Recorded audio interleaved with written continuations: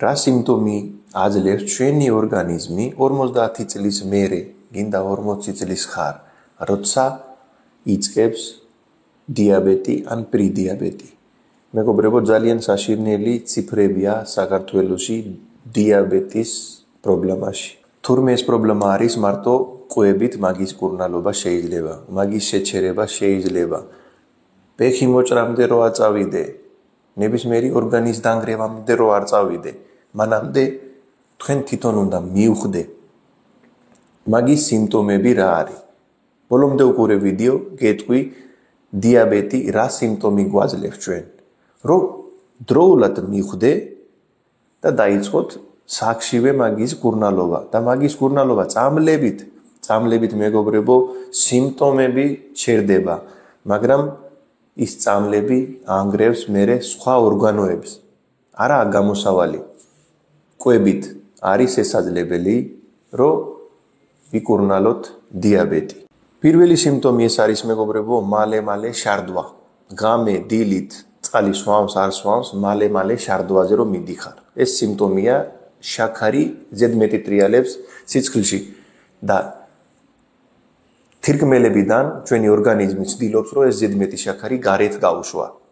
იმიტომ მიდიხარ მალე შარდზე. და მეორე სიმპტომი ეს არის, რომ შარდის ადგილზე გინდა კაცია, გინდა ხალია, მალე სოკოვანი დაავადება გაგრძელდება. მალე იმ ადგილას ის თეთრი რაღაცები შეიძლება დაგროვდეს, სოკოვანი. ქალებში საშარდე გზის ინფექციები მალე.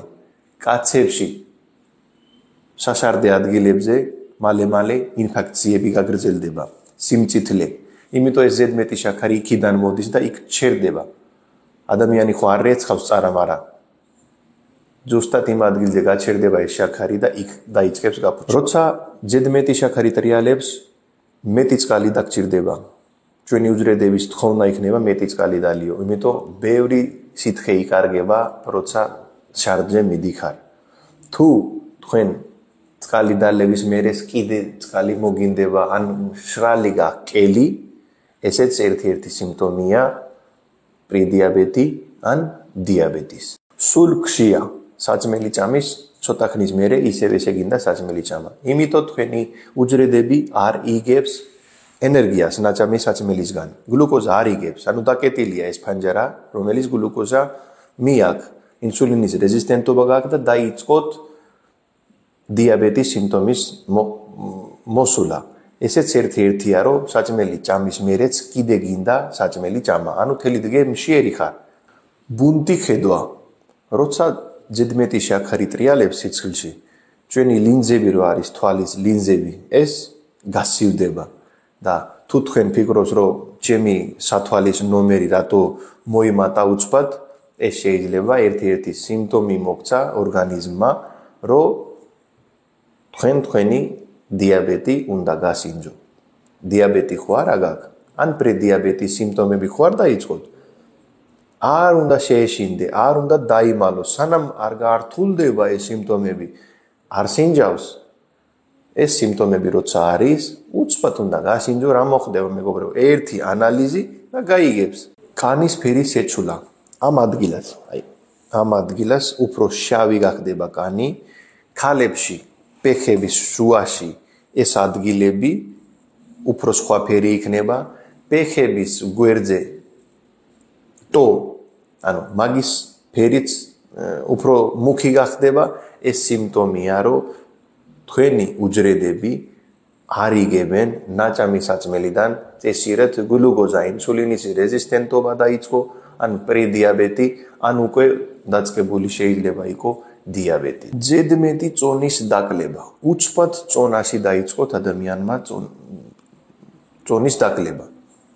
ეს იმიტომ ხდება, რომ საჭმელში რო გლუკოზა არის, მაგრამ ჩვენი უჯრედები იმათ არ იგებენ და არ ხარჯავენ. ჩვენი უჯრედები, ჩვენი ორგანიზმი ხარჯავს, რას გვაქვს ჩვენ უკვე? ცხიმი, დაგროვილი ან კუნთები. ადამიანი გასუსტდება, ჩონჩქივით ნელ-ნელა გახდება. ანუ თვითონ ჭამს შენახული ენერგია და შენახული ცხიმს. გარედან ნაჭამი საჭმელიდან იმ დროს არ იგებ. ეგეც ერთ-ერთი სიმპტომია. მთელი დღე ხარ დაგლილი. სულ გინდა რომ დაიძინონ, გინდა დილით ადექი ადრე, გინდა 12 საათი დაიძინე, სულ ხარ დაგლილი.